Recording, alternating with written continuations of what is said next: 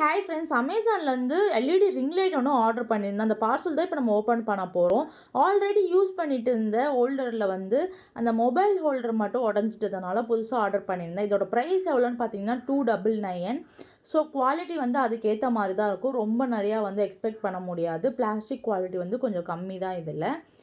So கமெண்ட்ஸ்லாம் check பண்ணி ரேட்டிங்ஸ்லாம் எப்படி இருக்குன்னு செக் பண்ணி தான் வாங்கியிருந்தேன். ஓரளவுக்கு வந்து மீடியமான வந்து ரிவ்யூ வந்து வந்திருந்துச்சு. 3.6 ரேட்டிங் இருக்குது இதுக்கு.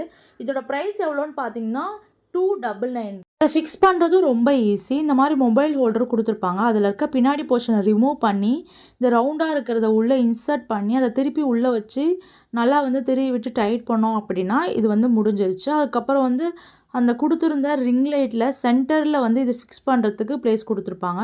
உள்ளே வச்சு நல்லா திருவி டைட் பண்ணிட்டா அவ்வளோதான், முடிஞ்சிருச்சு. அதுக்கப்புறம் கீழே வந்து நம்ம ட்ரைபாடை வந்து இது கூட கனெக்ட் பண்ணணும், இந்த ரிங் லைட் கூட. அதுக்கு வந்து இந்த கனெக்டர் கொடுத்துருப்பாங்க.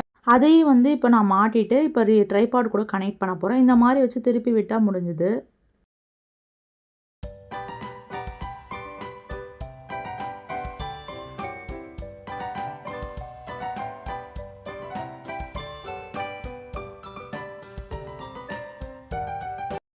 ஸோ எல்லா செட்டப்பும் முடிஞ்சிருச்சு. ஜங்ஷன் பாக்ஸ் ஒன்று எடுத்திருக்கேன். ஏன்னா வந்து இந்த கேபிளோட லென்த் வந்து கம்மியாக தான் கொடுத்துருப்பாங்க. அதில் வந்து மொபைல் சார்ஜரை கனெக்ட் பண்ணி இந்த யூஎஸ்பி கேபிளை மாட்டியாச்சு. ஸோ பவர் பட்டனை ப்ரெஸ் பண்ணதுமே நம்மளுக்கு வந்து லைட் வந்து ஆன் ஆகிடுச்சு.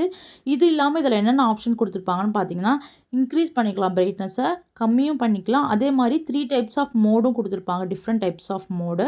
For more details please check description. Next video meet பண்ணலாம். பாய்.